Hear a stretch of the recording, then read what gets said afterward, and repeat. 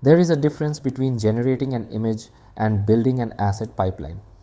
An image can be impressive for a few seconds. A pipeline is useful after the excitement fades. In this video, I want to walk through how I created 2D game assets using AI, not as a random prompt experiment, but as a controlled workflow. The goal was to generate hand-painted game assets for a top-down RPG-style world. Grass, dirt, water, paths, ruins, trees, props, and eventually even game-style reinterpretations of my own life images. I wanted to understand whether AI could become part of a practical game development process, not just type a prompt, get a cool image, but something more systematic. A reference image provides structure. A prompt provides intent. ControlNet provides control. A LoRA provides style consistency. ComfyUI gives me a visual system where I can inspect the entire generation pipeline. That distinction matters because if you are building a game, especially as a solo builder, art becomes one of the biggest bottlenecks. Code is naturally iterative. You can build a movement controller, test it, break it, fix it, and improve it. But art direction has a different kind of difficulty. A game world needs consistency. A single beautiful image is not enough. If I am building a top-down RPG style world, the grass, dirt, sand, water, stone paths, ruins, walls, trees, and props all need to feel like they belong together. They need similar perspective, similar lighting, similar brushwork, and similar visual density. So I approached this like a systems problem. The tool I used was Stable Diffusion through ComfyUI. ComfyUI is node-based, and that made it the right tool for this experiment. Instead of hiding everything behind one prompt box, it exposes the actual generation flow. You can see the checkpoint, you can see the prompt nodes, you can see the sampler, you can add ControlNet, you can add a LoRA. You can decide exactly where the reference image enters the workflow. For the base model, I used DreamShaper 8. I downloaded the checkpoint from CivitAI and placed the SafeTensors file inside the ComfyUI checkpoints folder. Before that, I had to get the environment working. I installed Python, created a virtual environment, activated it, installed the requirements, and then launched ComfyUI locally. Once ComfyUI was running in the browser, I built the first workflow manually. The basic workflow had a load checkpoint node, 2 clip text encode nodes, an empty latent image node, a K-sampler, VAE decode, and save image. One small thing that confused me at first was the prompt setup. There is no special positive prompt node and negative prompt node. Both are just clip text encode nodes. What makes one positive and the other negative is where you connect them in the K-sampler. That is a good example of how ComfyUI feels in the beginning. It is not always beginner friendly, but once the mental model clicks, it becomes extremely powerful. One major advantage of setting this up locally is that after the initial setup, generation is effectively unlimited and free on your own machine. You are not paying per image. You are not waiting for credits to refill. You are not blocked by a monthly quota. Of course, free here means you are using your own hardware, your own electricity, and your own time. But once ComfyUI, the checkpoint, ControlNet, and the LoRA are installed, you can keep generating, testing, rejecting, and refining as much as your machine can handle. That matters for game asset creation because the first output is rarely the final output. You need room to experiment. You need to change prompts, adjust ControlNet strength, change seeds, tweak CFG, rerun the same idea multiple times, and compare the results. Local generation gives you that freedom. Once you know how to play with the settings, the workflow becomes less about scarcity and more about iteration. After DreamShaper was working, I tested a basic top-down RPG prompt.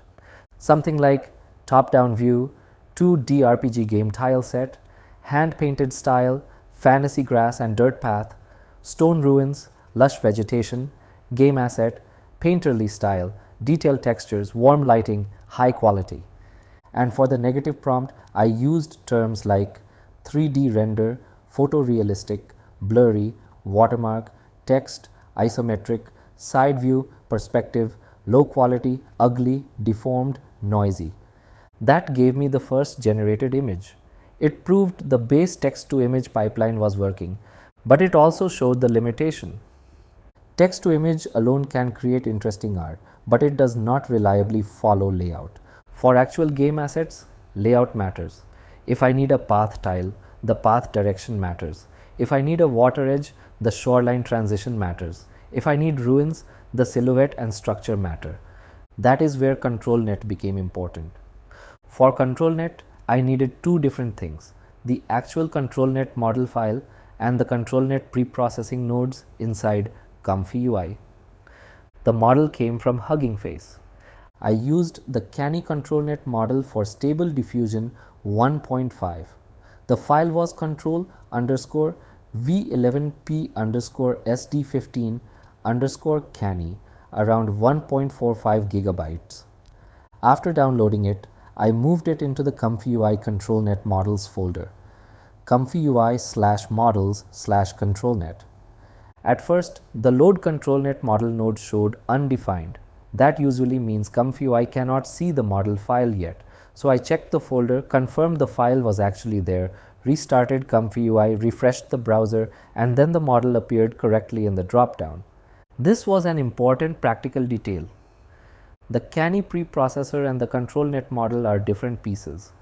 The Canny node extracts an edge map from the reference image. The Hugging Face ControlNet model tells Stable Diffusion how to use that edge map during generation. Once that clicked, the workflow made more sense. I added 4 new nodes: load image, Canny, load ControlNet model, and apply ControlNet. The reference image goes into Canny. Canny extracts the structure. That structure goes into apply ControlNet. The positive and negative prompts also go into apply ControlNet. Then apply ControlNet sends the conditioned output into KSampler. I also hit a practical error where apply ControlNet said the negative input was missing. The fix was to route the negative prompt through apply ControlNet as well, not directly into KSampler. That small wiring issue taught me something useful. ControlNet is not a filter after the image is generated. It becomes part of the conditioning that guides the generation itself. After that, I added a LoRA for style consistency. The LoRA sits between the checkpoint and the rest of the generation workflow. The checkpoint sends the model and clip into load LoRA. Then load LoRA sends the modified model to KSampler and the modified clip to the prompt nodes. I started with LoRA strengths around 0.7. At this point, the pipeline was complete. DreamShaper as the base model, a GameArt LoRA for style, ControlNet Canny for structure, prompts for intent, and KSampler settings for iteration. But the first outputs were not perfect. For example, when I tried generating grass and water together, the result was not properly coming out. The water did not blend naturally with the grass. The shoreline transition felt awkward. It looked more like a pretty AI image than something I would confidently place inside a game world. So I had to treat it like an engineering loop. I changed the text prompt. I became more specific with phrases like natural shore edge, shallow water blending into grass, top-down game tile, and hand-painted RPG environment. I also changed a few minor settings. If ControlNet strength was too high, the model followed the reference too rigidly. If it was too low, it ignored the structure. So I tried values around 0.5, 0.6, and 0.7 until the results started moving in the right direction. That was one of the most important lessons. AI did not remove iteration. It compressed the iteration loop. Instead of waiting a long time between visual experiments, I could test variations quickly, reject weak outputs, and keep the outputs that matched the world I was trying to build. Over time, I developed some practical rules. For pure texture tiles like grass, dirt, sand, or open water, ControlNet was sometimes unnecessary. the model often needed more freedom to create a clean texture.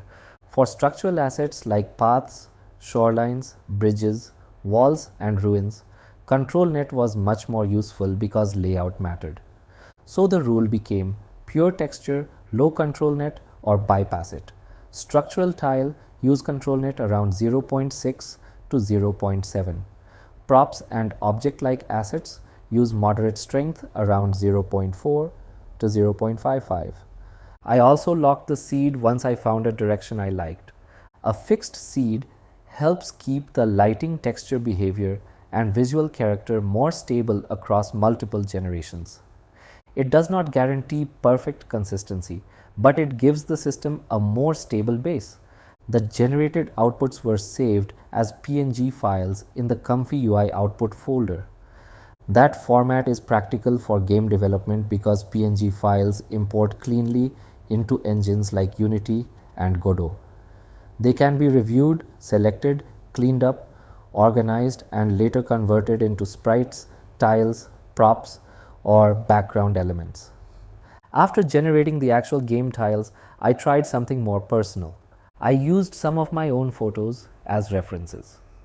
This was less about production-ready assets and more about exploring the creative potential of the pipeline. A photo in front of the Capitol could become a winter government district or palace hub. A Wall Street photo could become a festive urban RPG background. A Singapore garden photo could become a futuristic botanical zone.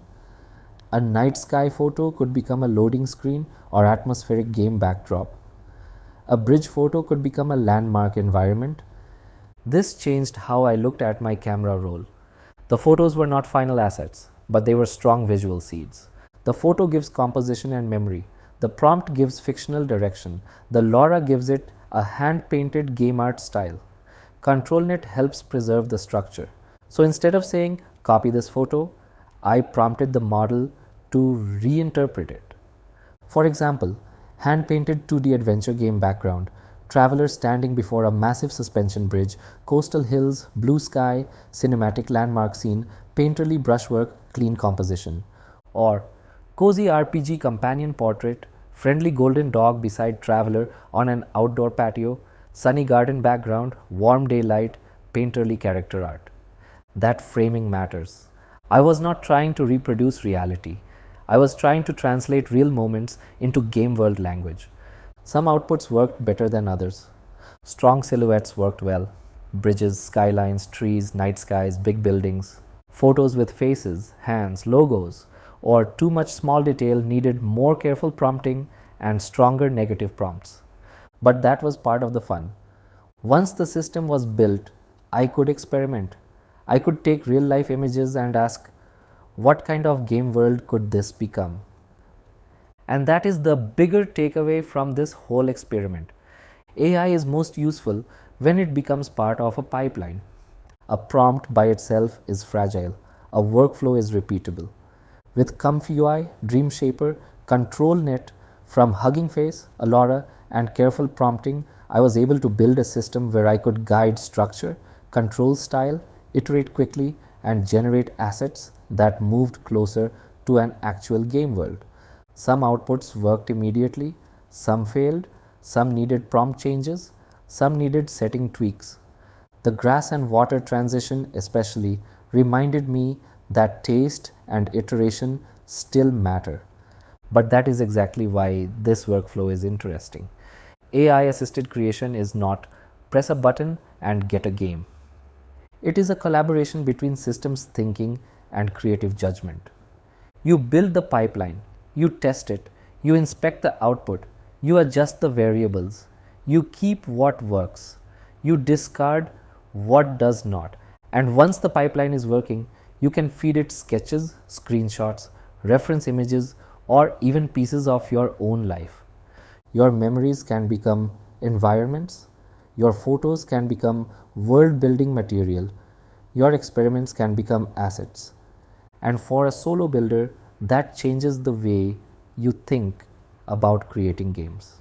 So if you are interested in practical AI-assisted engineering, agent swarms, and building real projects with these tools, subscribe and follow the journey.